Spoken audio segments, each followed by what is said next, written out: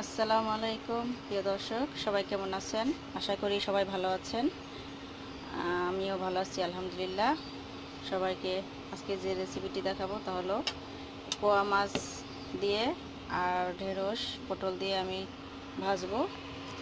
আমি চুলাটা আগে থেকে অন করে দিয়েছি। এখন কড়াই গরম হয়ে গেলে তেল দিয়ে দেব। দেখতে পাচ্ছেন প্যানটি গরম হয়ে গেছে। এখন আমি তেল দিয়ে দেব।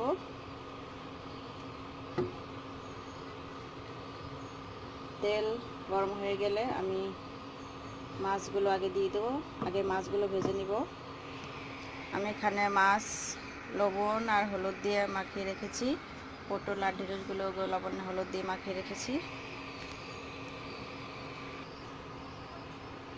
তেল গরম হয়ে গেছে। এখন আমি আস্তে আস্তে করে মাছগুলো দিয়ে দিব।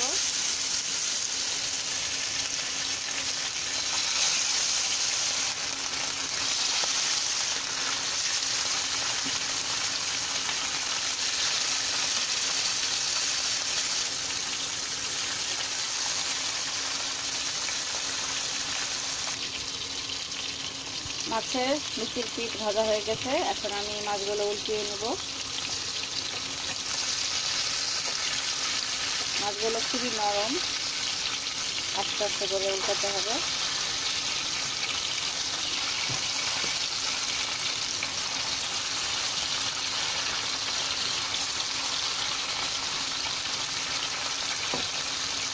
উল্টানো শেষ। মিষ্টির পিঠ ভাজা হয়ে গেলে আমি উঠিয়ে নেব। মাছের মিষ্টির পিঠও ভাজা শেষ। এখন আমি মাছগুলো দেখেন, আপনাদেরকে দেখাই। দেখেন মিষ্টির পিঠ দু পিঠ ভাজা শেষ। এখন আমি নামিয়ে ঢেঁড়স আর পটলগুলো ভেজে নেব।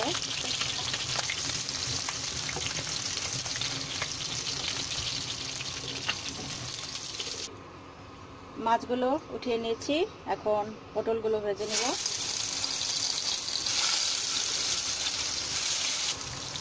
পটলগুলো দিয়ে দিয়েছি। এখন পটলগুলো ভেজে নেব আমি।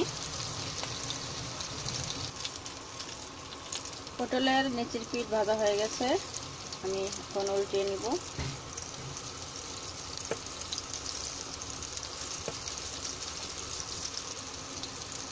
পটলের নিচের সাইড ভাজা হয়ে গেছে, আমি উল্টিয়ে নিয়েছি। এখন আবার নিচের সাইডগুলো ভাজা হয়ে গেলে উঠিয়ে নিব।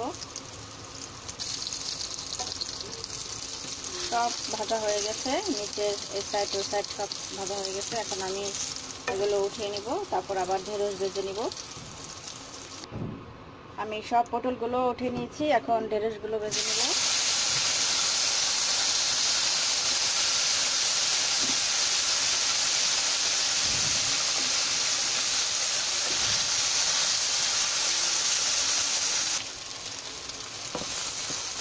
ঢেঁড়সগুলো ভাজা হয়ে গেছে। এখন আমি নামিয়ে নেব। সবগুলো ভাজা শেষ। এখন আমি এর মধ্যে আরেকটু তেল দিয়ে দিব।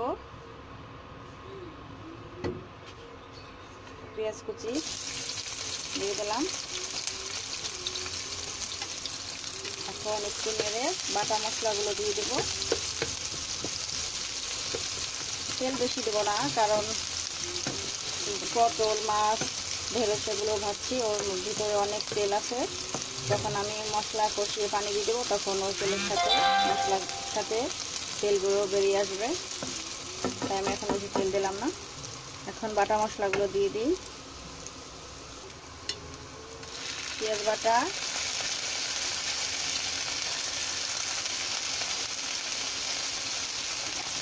রসুন বাটা,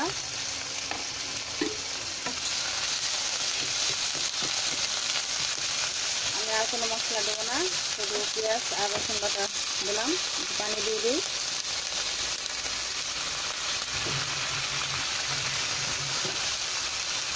এখন হলুদের গুঁড়া আর মরিচের গুঁড়া দিয়ে দেবো এর মধ্যে।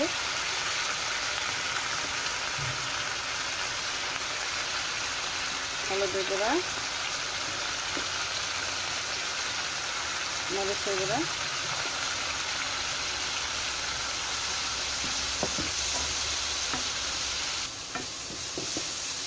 মশলা কষানো শেষ, এখন পানি দিয়ে দিব।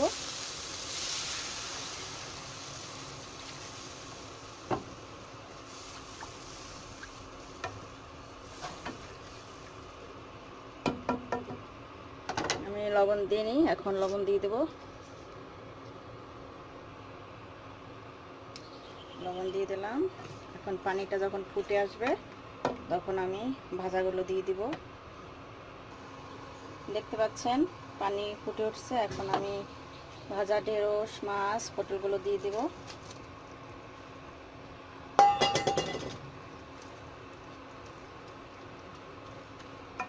এভাবে এখন আমি ঢেকে দিব। ঢেকে কিছুক্ষণ রান্না করে নামিয়ে ফেলবো। দর্শক দেখতে পাচ্ছেন পানি অনেকটা শুকিয়ে গেছে।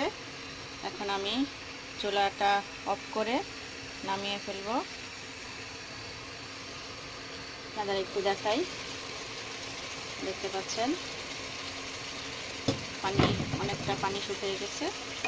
এখন আমি নামিয়ে ফেলবো। দেখতে পাচ্ছেন আমি বাটিতে বেড়ে নিয়েছি। চুলা থেকে নামাতে নামাতে একদম পুরো শুকিয়ে গেছে, শুকনা শুকনা ভাজা হয়েছে। তো আমার ভিডিওটি কেমন লাগলো অবশ্যই আপনারা কমেন্ট করে জানাবেন, আর বাসায় ট্রাই করে দেখবেন এই পোয়া মাছগুলো কতটা টেস্টি লাগে ভেজে খেলে। আপনার বাসায় অবশ্যই ট্রাই করে দেখবেন। তো আজ এ পর্যন্তই। পরবর্তী ভিডিও দেখার জন্য আপনাদের আমার চ্যানেলটি সাবস্ক্রাইব করে পাশে থাকার বেল বাটন অন করে দিবেন, তাহলে পরবর্তী ভিডিওগুলো পেয়ে যাবেন। তো আজ এ পর্যন্তই। সবাই সুস্থ থাকবেন, ভালো থাকবেন। আল্লাহ হাফেজ।